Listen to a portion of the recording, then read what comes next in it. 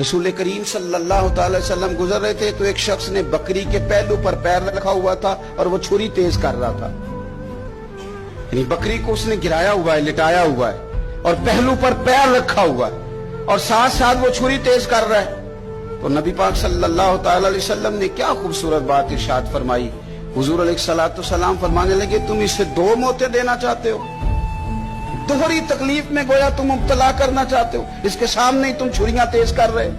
हुजूर फरमाने लगे, दो मौतें देना चाहते हो, चाहिए था कि पहले से ये सारे औजार तुम्हारे तैयार होते तो उस दिन किसी इमरजेंसी का शिकार ना हो। 3 दिन शरीयत ने इसीलिए तो रखे थे, इसीलिए तो वक्त रखा था। आप इस तरह का कोई माहौल ना बनाएं जिससे जानवर को भी तकलीफ हो, अजियत हो। दिन को रोजा रखता, रात को नमाज पढ़ता, पर अल्लाह से डरता फिर भी बहुत ही ज्यादा था, बड़ा ही डरता था।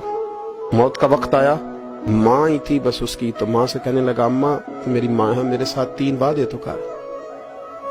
उसने कहा, पुत्र तू बता, आखिरी हिज की ले रहा है और इस गरीबनी माँ से तू वादा ले रहा है, बता क्या वादा। अर्ज करने लगा, अम्मा जब मैं मर जाऊं ना तो मेरे गले में रस्सी डाल के तो मुझे घुमाना घर के सहन में, और लोगों को कहना जो रब की नाफरमानी करे उसका यही हाल होता है। ये ऐलान करना जो अल्लाह के नाफरमान हो उनका यही अशर किया जाना चाहिए। और अम्मा फिर दूसरा वादा कर, मेरा रात को जनाजा उठाया जाए, मैं नहीं चाहता किसी के मुंह से ये लफ्ज निकल जाए कि वो देखो अल्लाह का नाफरमान जा रहा है, रात को मेरा जनाजा उठाना। और अम्मा तीसरा मेरे साथ वादा कर कि लोग मुझे दफन करके आ जाएंगे तो तू मेरी कब्र पे चली जाएगी। अमल मेरे पास कोई नहीं, पर मुझे लगता है माँ के कदमों की बरकत से अर्श का मालिक भी रहम फरमाएगा। अम्मा तू वादा कर। बाबा साहब रहमतुल्लाह अलैह फरमाने लगे, माँ बूढ़ी माँ ने वादा कर लिया। कहा बेटे ठीक है, तेरी यही जिद है तो मैं तैयार हूँ। फिर उसने कलमा शहादत पढ़ा, उस नौजवान की रूह परवाज कर गई। बूढ़ी माँ ने रस्सी मंगाई तो वली मन खाफ मकाम रब्बिही जन्नतान, जो डर जाए। उसने तो कहा था ना कि रस्सी डाल के घुमाना और कहना ये अल्लाह का नाफरमान है, इसका यही अशर होना चाहिए था।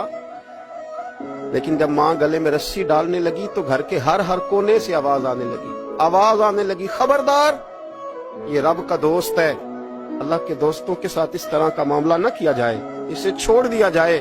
और कहा तुम्हें कुछ भी और करने की जरूरत नहीं है, ये तो रब का दोस्त है और रब की बारगाह में हाजिर हो गया।